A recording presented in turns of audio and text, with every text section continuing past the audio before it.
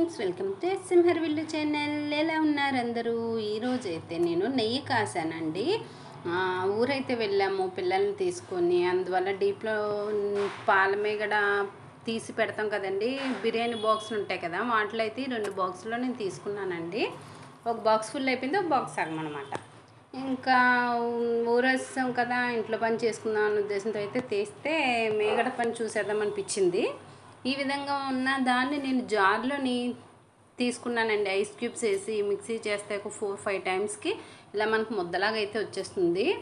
ఎక్కువ కరెంట్ కూడా కాలదండి.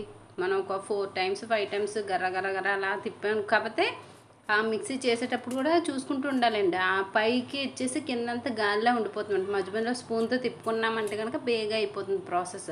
లేదంటే మనకి జబ్బలు లాగేలాగా గిలక్ కొట్టుకొని దాంట్లోంచి తీసి బోల్ ప్రాసెస్ కదండి. తక్కువ ఈజీ టైంలో బేగా అయిపోవాలంటే ఈ విధంగా నేను జార్లో అయితే తీసుకున్నాను. కానీ కడుక్కోవాలండి. ఎక్కువ టైమ్స్ తీసుకున్న వచ్చిన మేగడ్ని వెన్నపూసనైతే ఎక్కువ టైం కడుక్కోవాలి. ఎందుకంటే అందులోని పెరుగు మీద పాల మీద ఉంటే చూడండి, అది పట్టేస్తుందంట స్మెల్. మనం నెయ్యి కాచుకున్న మంచి స్మెల్ రాదు. కొంచెం పెరుగులాగా పాలు అవి ఉంటాయి కదండి, అలా ఉంటుందన్నమాట. ఎన్నిసార్లు కడిగినా ఒక 4 టైమ్స్ అయితే కంపల్సరీ నీట్గా బాగా కడుక్కొని దీంట్లో సాల్ట్ వేసుకొని కడుక్కున్నామంటే కనుక మనం ఎక్కువ రోజులు నిల్వ ఉంచాం కదండి, దానివల్ల వచ్చేది ఏమైనా వేస్ట్ కానీ స్మెల్ కానీ అలాగేం లేకుండా నీట్గా ఉంటుందన్నమాట. సాల్ట్తో ఇలా క్లీన్ చేసుకొని మనం బాగా ఇలా కుట్టుకున్నట్టు కనుక అనుకొని అప్పుడు ఒక మళ్ళీ మంచినీళ్ళతో మామూలుగా కడిగేసుకోవాలన్నమాట.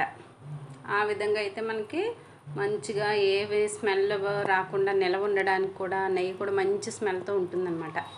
దీన్ని నేను మొత్తం వాటర్ అంతా ఉంచేసుకొని మూత పెట్టి ఫ్రిడ్జ్లో పెట్టుకున్నామంటే గట్టిగా గడ్డలాగా అయిపోద్దండి. కొంచెం అయితే నేను తీసి పక్కన స్టోర్ చేసి ఉంచుకున్నాను. కొంచెం మిగిలింది హైలో పెట్టేసి పొయ్యి మీద అయితే పెట్టానండి. హైలో పెట్టడం వల్ల చూడండి వెంటనే కరిగి ఎంత బాగా వచ్చిందో.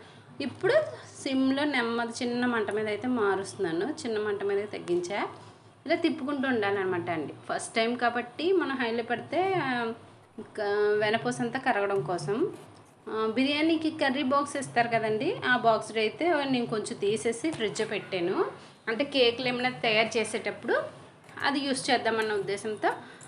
నిల్వ చేసుకోవడానికి బాగుంటుందండి. అలానే ఒక 1 నెల రోజులు 2 నెలలు అయితే ఉండకూడదు. ఈలోపు మనం చేసుకోవచ్చు అనమాట. బాగుంటుంది టేస్ట్. లేకపోతే పన్నీర్ కర్రీ అలా వేసినప్పుడు కూడా చేసుకోవచ్చు, బాగుంటుంది. ఇందులో మెంతులు అయితే వేస్తున్నానండి, ఎందుకంటే చాలా టేస్ట్ చాలా బాగుంటుంది. మా అమ్మగారు చిన్నప్పుడు అయితే ఇలా చేసేవారు. అలా గళ్ళుప్పు కూడా వేస్తానండి. 1 నిమిషం ఉంచి కొంచెం ఆయిల్ తేలుతున్నప్పుడు చాలా అంటే చాలా టేస్ట్ ఉంది.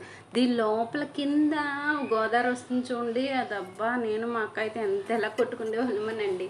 అది తినడం కోసం అంత టేస్ట్ ఉంటుంది, బాగుంటుంది. అప్పుడంటే సన్నంగా ఉంటాం కానీ ఇప్పుడు ఇంక తినాలన్నా తినలేము. పిల్లలకి ఎడదామని పంచదార వేసి కలిపిచ్చానండి. కొంచెమే తిన్నారు. ఇప్పుడు పిల్లలు అంటే బయట ఫుడ్ అలవాటు పడిపోయి తినడానికి ఇష్టపడరు కదా. ఇంకెలాగో నెయ్యి ఎలాగ వేస్తాను కదా అని వాళ్ళని పెద్ద బలవంతం పెట్టను. కానీ చాలా బాగుంటుందండి. నేనైతే ఎక్కువసార్లు తినేదాన్ని.